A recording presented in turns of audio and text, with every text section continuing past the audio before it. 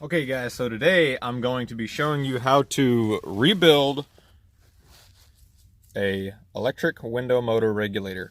This is coming out of a 1988 GMC Suburban on the passenger side.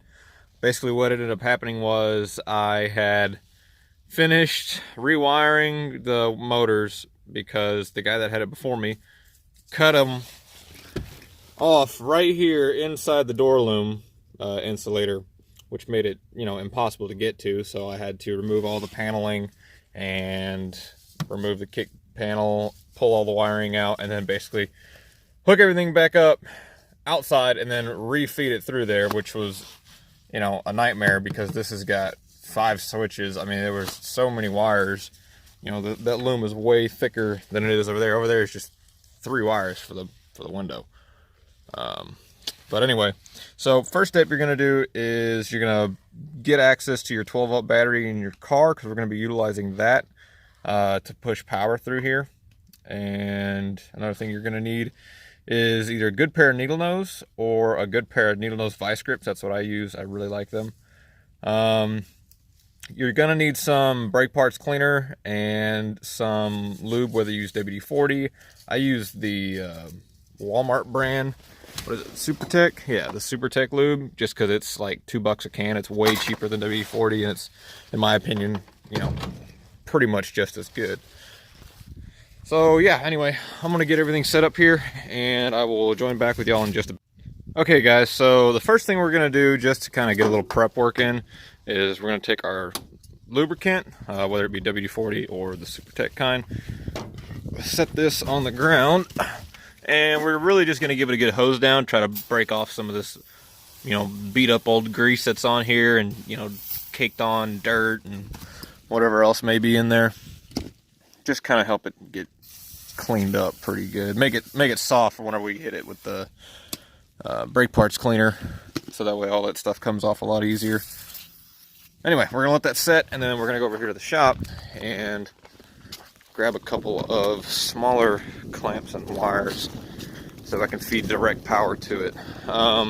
You can use a pair of jumper cables. I used it with the driver's side, but they're a little too big. Let's grab these. Okay. Now this isn't like necessarily a actual rebuild. It's more of a like a refurbish. We're not changing out the bearings or the brushes or anything like that in there. These motors, whenever they sit for a long time, and I mean, this is pretty much, true with any electric motor, or any, window motor, that is. Whenever they sit for a super long time without being moved, and they go through seasons and humidity changes and things like that, they'll, the contacts on all the brushes and everything will end up getting oxidation on them, and they won't be able to connect. And the only way to really get good connection again is to manually try to turn it, get it all lubed up, and basically just cycle it, a couple of times. Make sure that this is not touching anything. Basically just cycle it a couple of times, and let it work out all of the junk that's been built up over the years. Now, first thing we're gonna do, let me see if I can set the phone down here. Hang on. Just like that. Okay. So, now you're gonna see right here on the back, this is where it plugs in at right here. You see these little bent tabs. What you're gonna do is tighten these up.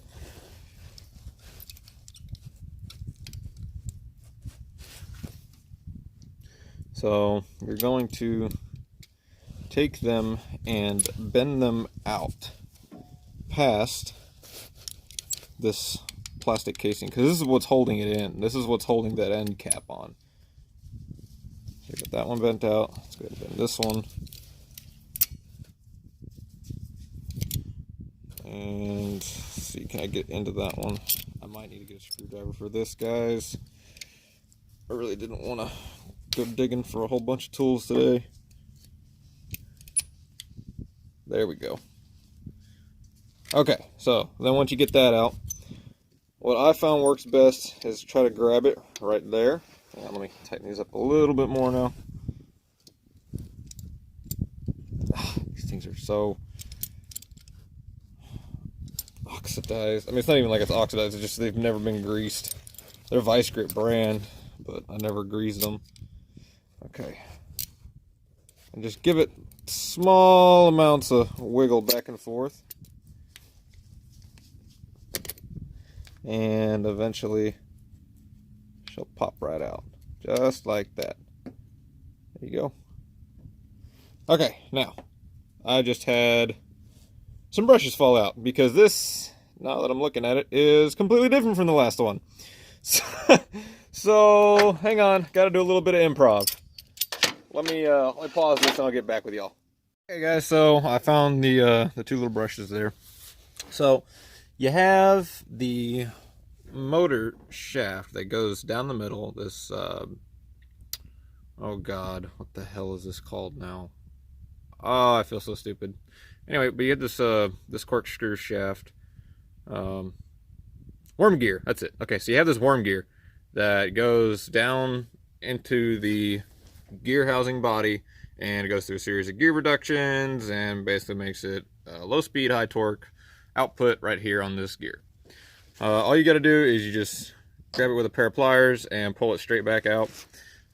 Because you cannot put, you can in some cases, you can put like pieces of wire in to hold these little brushes back because they're spring loaded. There are 2 copper springs in there. You can see them right there. And anyway, all we're really going to do is we're going to just douse this thing with lubricant, let it sit for a bit, and then we're going to spray the crap out of it with a brake parts cleaner, and then fill it up with the lube one more time, and put her back together. So now I have the housing set vertical against my hood latch. I'm just going to look right down her throat hole and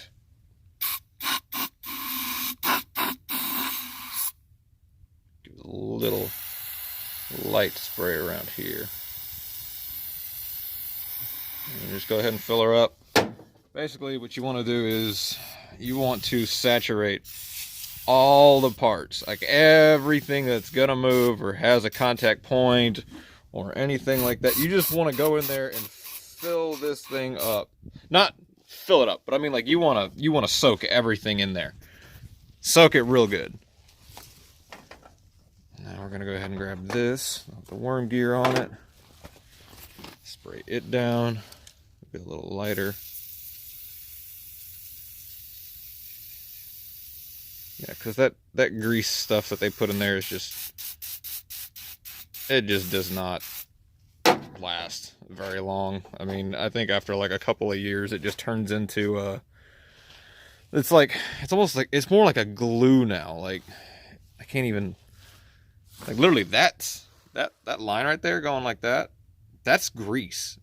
But it is like a hard glue right now.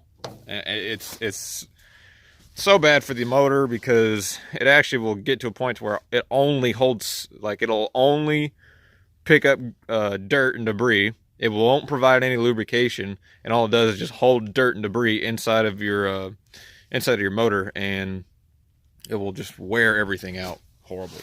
I did look at these little contact points here. We have plenty of life left on them, so this motor probably isn't even really all that old. But yeah, we're gonna let that sit for a bit, and then I'm gonna come back to it, and we will spray her down, clean her with some brake parts cleaner, rehydrate it with some more lubricant, and I'll show y'all how to put all that back together. Guys, we're back. I've already degreased it, or yeah, really degreased it with some brake parts cleaner. I've already relubed everything. I also made sure that I cleaned out this cap.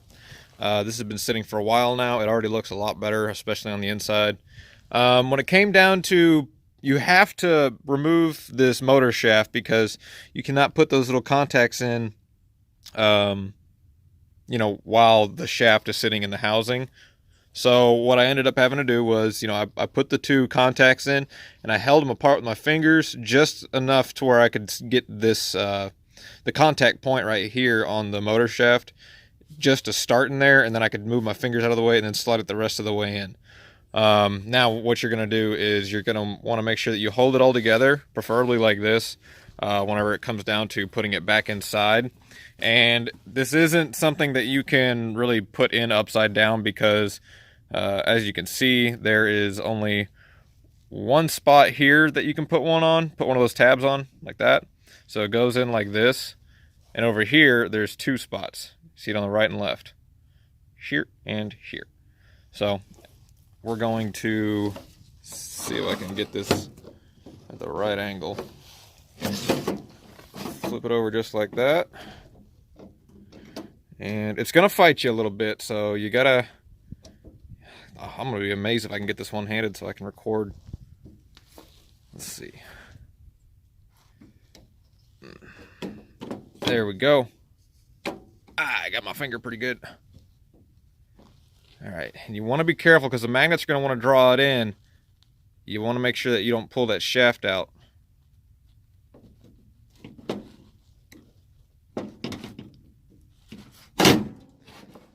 Come on.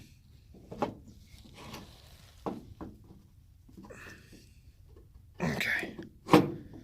I think it's just about there. Give it a little persuasion.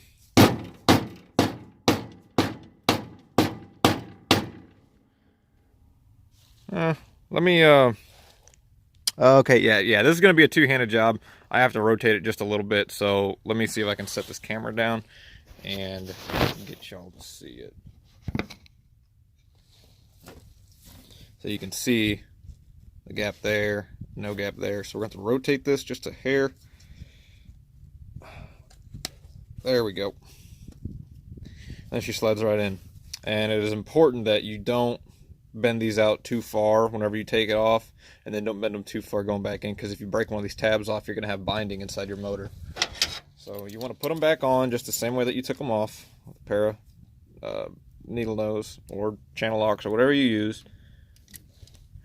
And then look for a gap. This one doesn't have any gap on it, so that one's good. If there is a small gap in between here, so you, like to where it's not pushing down constantly, all you got to do is just give a little tap and she'll seat back down, no problem.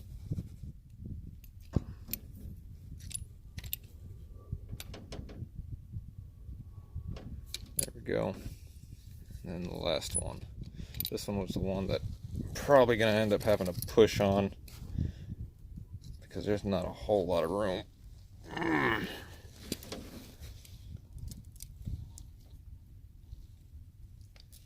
really don't like pushing on these things. If you slip, you can mess up. And of course, it's covered in WD-40 right now.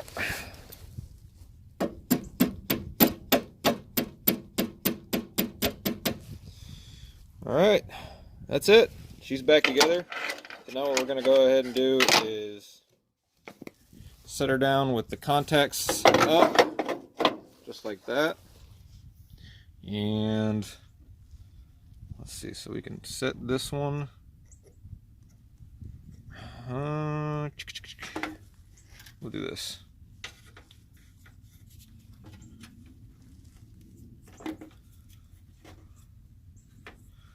This is super sketchy, so for educational purposes only. There we go.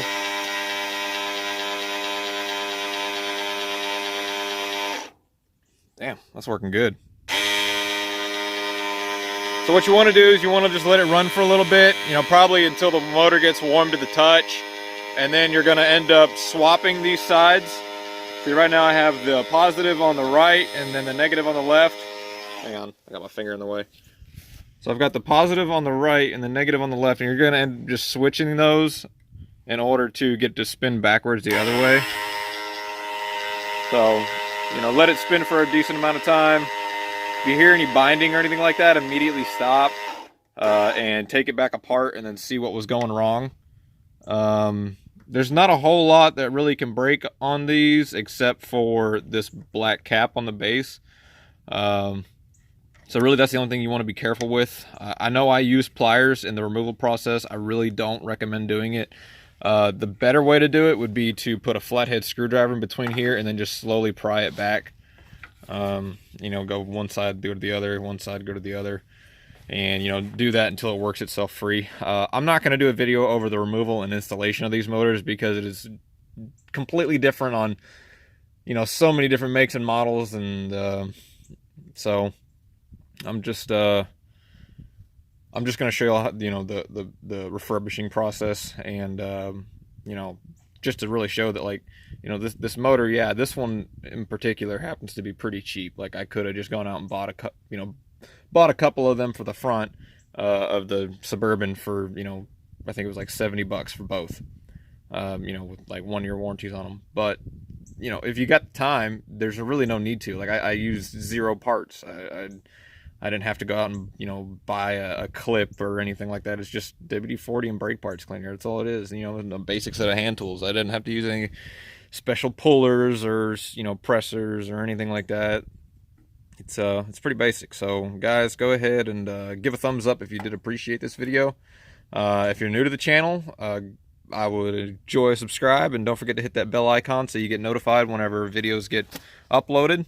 And if you have any more, you know, recommendations as to what y'all would like to see, feel free to leave a comment down below. All right, guys, I appreciate it. Y'all have a great day.